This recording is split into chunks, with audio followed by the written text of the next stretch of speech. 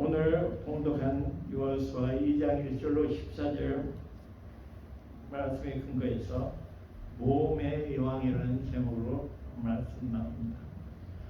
이 시간에 용기 잃은 남자들에게 도전을 주는 한 여인을 소개하려 합니다. 그녀의 이름은 라합입니다. 그녀는 여리고 성에 살고 있는 기생이었습니다. 기생이라는 말은 점잖은 표현이고 원래대로 번역하면 돈 주고 남자들에게 자신의 몸을 팔아 생활하는 창기 혹은 매춘부였습니다. 그런데 저는 이 여인에게 모험의 여왕이라는 별명을 붙여주고 싶습니다. 비록 그녀가 유대인이 아닌 이방인이었고 남자도 아닌 여인이었고 정상적인 여인이 아닌 몸 팔아먹고 사는 창기였지만 그녀는 모험의 여왕이었습니다. 오늘 이 시간 라합의 삶을 살펴보면서 함께 은혜 나누기를 원합니다. 그녀가 살고 있는 여리고성은 출애굽한 이스라엘 사람들이 요단강을 건넌 후 제일 먼저 맞닥뜨리게 되는 매우 견고하여 쉽게 정복할 수 없는 큰 성이었습니다. 그래서 이스라엘 군대의 지도자인 여호수아는 여리고성을 점령하기 위하여 먼저 두 사람의 스파이를 그 안으로 몰래 들여 보냈습니다. 여리고성으로 숨어 들어간 스파이들이 찾아간 집이 때마침 라합의 집이었습니다. 라합은 자기 집에 숨어 들어온 사람들이 적군인 이스라엘의 스파이라는 사실을 알았습니다. 그럼에도 불구하고 그녀는 두 사람을 상으로 엮어 만든 지붕 밑에 숨겨주었습니다. 라합의 이러한 행동은 자신의 생명을 건 위험한 모험이었습니다.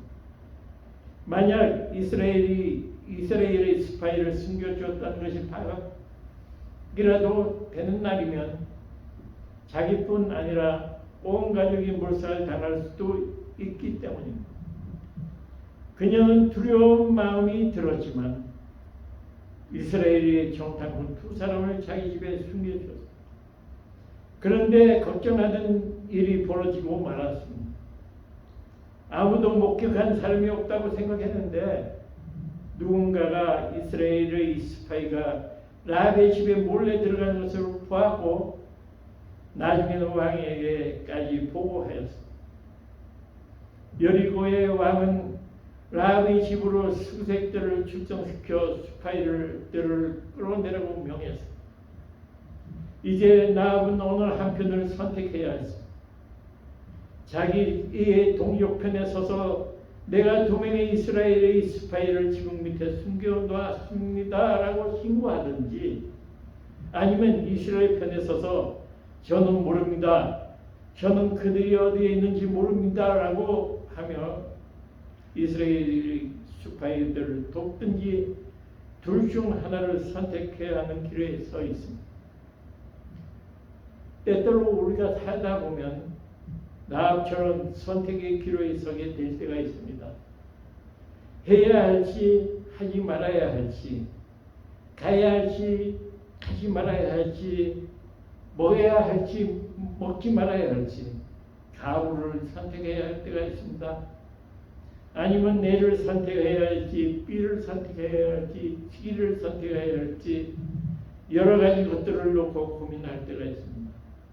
미국의 남북전쟁이 한창일 때 한 농부가 윗돌이는 국군의 군복을 입고 바지는 남군의 군복을 입었습니다.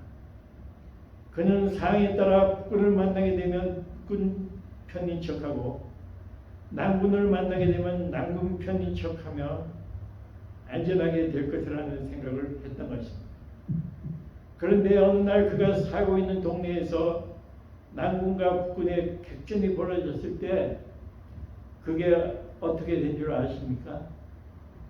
그는 북군과 남군 양쪽 군의 사격을 받아 결국에는 죽고 말았다는 이야기가 있습니다. 왜 그렇게 되었을까요? 그가 소속을 불명했기 때문입니다. 양다리 걸치게 했기 때문입니다. 토끼 블레어라는 외국의 동화가 있는데 어느 날 토끼 블레어는 두 집으로부터 똑같은 시간에 시사 초청을 받았습니다. 일찌감치 집을 떠난 블레어는 두 집으로 가는 갈림길에서 고민에 빠졌습니다. 두 집의 음식 솜씨를 재어보며 이리저리 방하던 블레어는 결정을 내리지 못한 채 갈림길에서 계속 뛰어다니다가 결국에는 파티가 다 끝나버렸다는 이야기입니다. 이 두 가지 이야기가 무엇을 교훈하고 있습니까? 우유부단하게 있어서는 안 된다는 것입니다. 선택해야 할 때는 선택해야 한다는 것입니다. 모험의 여왕 라합은 선택했습니다. 그런데 그녀가 어느 쪽을 선택했을까요? 다같이 4절과 5절을 보겠습니다. 그 연이 그 두 사람을 이미 숨긴지라 이르되 과연 그 사람들이 내게 왔었으나 그들이 어디에서 왔는지 나는 알지 못하였고 그 사람들이 어두워 성문을 닫을 때쯤 되어 나갔으니 어디로 갔는지 내가 알지 못하나 급히 따라가라 그리하면 그들을 따라잡으리라 하였으나 라합은 이미 두 종단끈을 상으로 만든 지붕 밑에 숨겨두었음에도 불구하고 시치미를 뗀 것입니다. 자기 집에 들른 것은 사실이지만 밤이 되어 성문을 닫을 때쯤 밖으로 나갔는데 어디로 갔는지 모르겠다는 것입니다. 그런데 열심히 추격하면 잡을 수 있을지 모르겠다는 것입니다.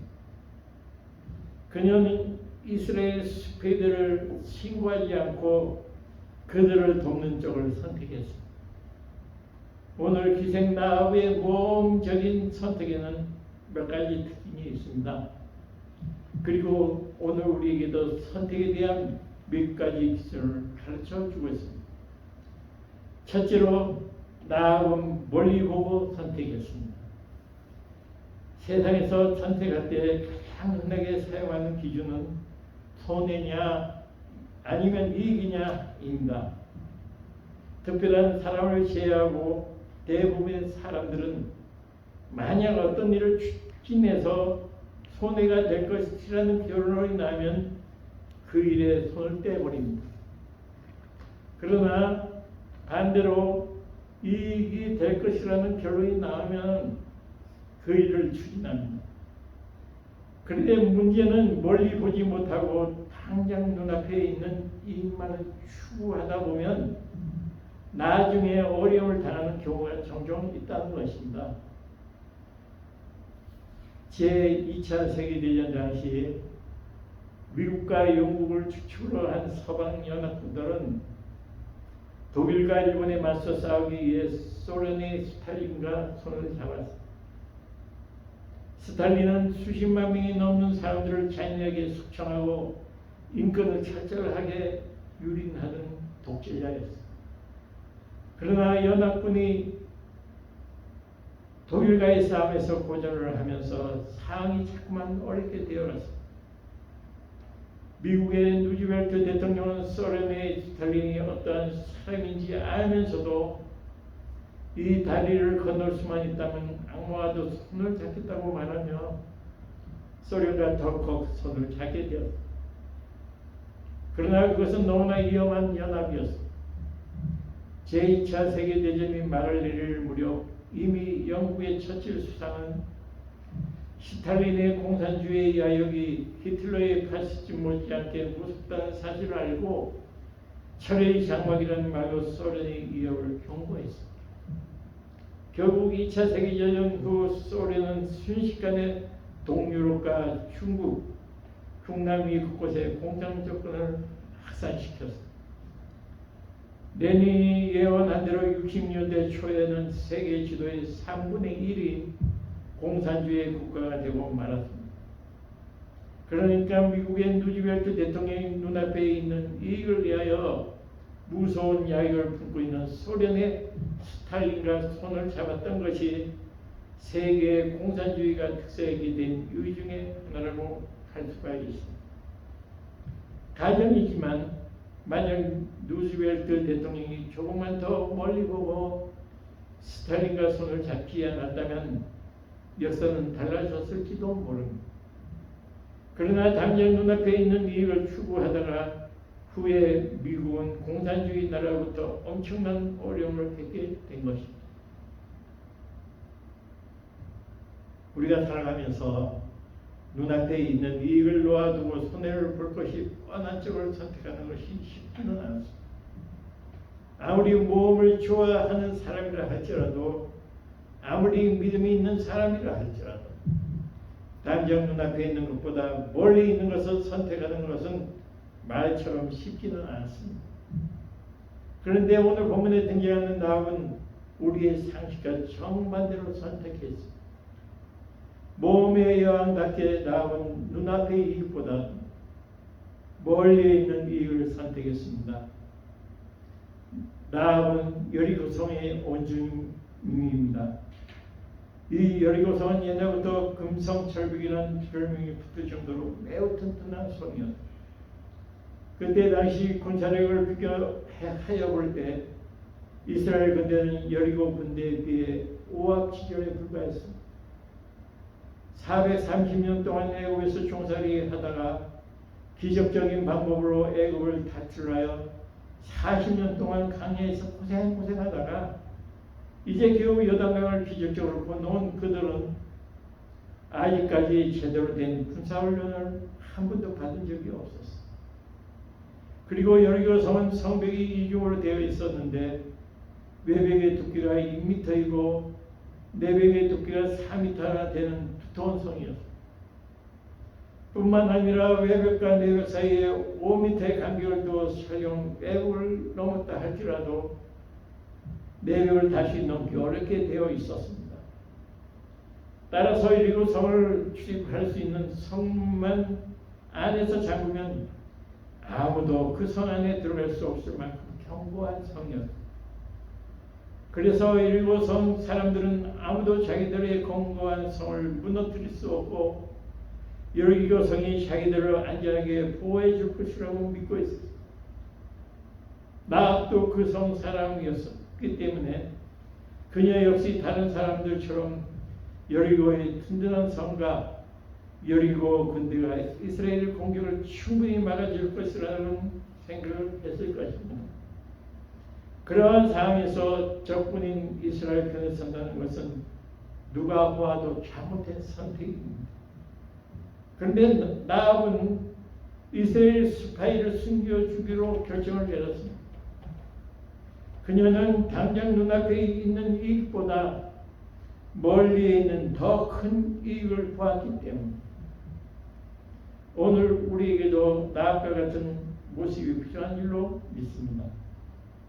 눈앞에 있는 것보다 멀리 있는 것들을 보아야 할 줄로 믿습니다. 우리가 알다시피 아브라함의 조카 롯은 눈앞에 있는 이익을 위하여 요단 동편을 선택했지만 결국에 그 선택은 잘못되어 아내를 잃고 사위를 잃고 재산 다 날려버렸습니다. 여러분 당장 눈앞에 있는 몇 분의 이익 때문에 장래의 주의를 큰 것을 놓치지 말기를 바랍니다. 현재는 이익이 된다 하여도 장차 하나님 앞에 가서 부끄러움이 된다면 현재의 이익을 포기할 수 있기를 바랍니다. 눈앞에 있는 것만 보지 말고 멀리 보는 저와 여러분들이 되시기 바랍니다. 둘째로 라합은 옳은 것을 선택했습니다. 우리가 살다 보면 여러 가지 갈림길을 만나게 됩니다. 그때 우리는 어느 길로 갈 것인가 갈등합니다. 이 길로 가야 하나 저 길로 가야 하나 고민합니다. 시중에 유행한 한 유머가 있습니다. 도둑을 쫓던 한길 철강 앞에 오른쪽과 왼쪽 두 갈래 갈림길이 나타났습니다. 어느 쪽으로 갈까? 도둑이 어느 길로 도망쳤을까? 한참 동안 망설이던 병들이 드디어 결정했습니다. 그런데 여러분 질문할까요? 경찰이 어느 길로 도둑을 쫓아갔을까요? 오른쪽 길이 아닌 왼쪽 길로 쫓아갔습니다. 무슨 이유 때문인지 아세요? 경찰관은 나쁜 짓을 한 도둑이 옳은 길로 라이트 웨이로 절대로 가지 않았을 것이라고 생각했기 때문입니다. 이 이야기는 유머입니다만 실제로 우리는 삶의 현장에서 수많은 갈림길을 만나게 됩니다. 우리는 늘 선택의 기로에 서 있습니다. 그리고 선택의 갈림길에서 고민을 합니다. 왜냐하면 잘 택하면 복이 되지만 잘못 택하면 실패할 수밖에 없기 때문에. 신명기 30장 15절에 보면 모세는 하나님의 백성인 이스라엘 민족을 향하여 올바른 선택을 하라고 촉구합니다. 보라, 내가 오늘 생명과 복과 사망과 하를 내 앞에 두었나니. 이 말씀은 오늘날 우리에게도 똑같이 적용이 된다. 우리는 서로 상반된 것 중에서 어느 한쪽을 선택해야 합니다. 그런데 어느 길을 선택하느냐에 따라 결과가 달라집니다. 옳은 길을 선택하면 생명을 얻고 번성하며 하나님의 복을 받습니다. 그러나 잘못 선택하면 사망과 하를 당하게 됩니다. 오늘 본문에 등장하는 기생나옵은 옳은 것을 선택했습니다. 당장은 손해볼 것 같고 어려움을 당할지 모르지만 그래도 옳은 것을 택했습니다. 야고보서 2장 25절에 보면 이렇게 그녀에 대해서 말씀하고 있습니다. 또 이와 같이 기생나옵이 사자들을 접대하여 다른 길로 나가게 할 때 행함으로 옳다 하심을 받은 것이 아니냐. 나합이 여리고 사람이었기 때문에 그녀가 적군의 스파이를 숨겨준 것은 사실 반역하는 행동으로 지탄받을 수도 있습니다. 여리고 사람들의 입장에서 뿐만 아니라 제3자의 입장에서 보더라도 그녀의 행동은 분명히 옳은 행동이라고 할 수가 없습니다. 그러나 여리고 사람들의 기준이 아닌 하나님의 기준으로 본다면 그녀의 행동은 옳은 행동입니다. 이것이 중요합니다. 때때로 하나님 말씀대로 살려고 하다 보면 세상의 기준과 맞지 않을 때가 있습니다. 예를 들어 일제시대 때 심사참배를 하지 않는 것은 당시 사회 기준에 어긋나는 일입니다. 잘못된 일입니다. 그럼에도 불구하고 심사참배를 하지 않고 하나님의 말씀대로 행동할 때 하나님께서는 우리를 옳다고 인정해 주실 줄로 믿습니다. 그리고 세상의 원칙이 아닌 하나님의 원칙을 붙잡고 살아갈 때 하나님께서는 우리의 삶을 복되게 해주실 줄로 믿습니다. 여러분, 당장 손해보는 것 같이 보여도 하나님 말씀대로 사시기 바랍니다. 눕는 것 같이 보여도 다른 길보다는 옳은 길을 택하시기 바랍니다. 셋째로, 나합은 믿음으로 선택했습니다. 앞에서 나합은 눈앞에 있는 이익보다 멀리 보고 선택했고, 나합은 빠른 길보다 옳은 길을 선택한 것을 살펴보았는데, 이러한 것들보다 더 중요한 나합의 특징은 믿음이었습니다. 히브리서 11장 31절을 보면 그녀에 대해서 잘 기록하고 있습니다. 믿음으로 기생 나합은 정탐꾼을 평안히 영접하였으므로 순종하니 아니한 자와 함께 멸망하지 아니하였도다. 나합은 믿음의 사람이었습니다. 그녀는 어떠한 것보다도 믿음으로 선택했습니다. 9절과 10절 보겠습니다. 말하되 여호와께서 이 땅을 너희에게 주신 줄을 내가 아노라. 우리가 너희를 심히 두려워하고 이 땅 주민들이 다 너희 앞에서 간담이 농나니 이는 너희가 애굽에서 나올 때 여호와께서 너희 앞에서 홍해물을 마르게 하시니라. 너희가 요단 저쪽에 있는 아모리 사람의 두 왕 시온과 옥에게 행한 일 곧 그들을 경멸시키느를 우리가 들었음이라. 나합은 자기와 자기 가족의 생명도 하나님께 맡기겠다는 결단을 했습니다. 이스라엘 백성들은 단순히 한 나라의 백성들이 아니라 하나님의 원대한 계획을 성취하는 하나님의 군대라는 것을 발견하고 이스라엘의 스파이를 숨겨주었습니다. 그런데 여기에서 우리가 주의 깊게 살펴봐야 할 것이 있습니다. 지금 라합이 이스라엘 편에 서기로 결심한 것이 아니라 하나님 편에 서기로 결심했다는 것입니다. 라합이 이스라엘의 스파이들을 숨겨주었던 것은 하나님께서 권능으로 이스라엘을 애굽에서 구원해내신 것을 믿었기 때문에, 그리고 가나안 땅도 이스라엘에 의해 정복될 것이라는 힘이 있었기 때문에 이러한 일을 성취하시는 하나님이야말로 살아계신 참된 하나님이라는 확신이 있었기 때문에 라합은 자신의 생물을 돌보지 않고 이스라엘의 스파이들을 숨겨주었던 것입니다. 결국 여리고성이 무너질 때 다른 사람들은 다 죽임을 당했지만 그와 그의 가족이 구원을 받았습니다. 후에 라합은 이스라엘 사람 살몬과 결혼하여 보아스가 태어났고 보아스는 룻과 결혼했습니다. 보아스와 룻 사이에 태어난 아들이 오벳이었고 오벳은 이새를 낳았는데 이새는 이스라엘의 성군이라고 이끌음을 받고 있는 다윗을 낳았습니다. 그리고 다윗의 자손으로 예수 그리스도께서 탄생을 했습니다. 그러니까 천하디 천한 기생 라합이 믿음으로 행한 결과 그녀의 이름이 예수님의 족보에 오르는 영광을 누릴 수 있게 된 것입니다. 여러분, 우리에게도 이러한 믿음이 있어야 할 줄로 믿습니다. 말씀을 듣고 믿음을 얻게 되었다면 그 믿음이 우리의 삶의 현장에 나타나야 할 줄로 믿습니다. 세상의 경험도 중요하고 학식을 의지하는 것도 중요하지만 하나님을 믿는 믿음이 가장 중요한 줄로 믿습니다. 나합처럼 믿음으로 모험하여 하나님의 놀라운 역사를 체험하시는 저와 여러분들이 되시기를 바랍니다. 여러분, 이제 한 가지 이야기를 소개하고 말씀을 맺겠습니다. 1858년 뉴욕의 어느 가정에서 한 아이가 태어났는데 그 아이는 어려서 소아마비를 앓아 다리를 저렸고 시력도 극도로 나빴습니다. 게다가 천식까지 알아서 앞에 있는 촛불조차 입으로 불어서 불 수 있는 힘도 없을 만큼 호흡곤란을 겪고 있었습니다.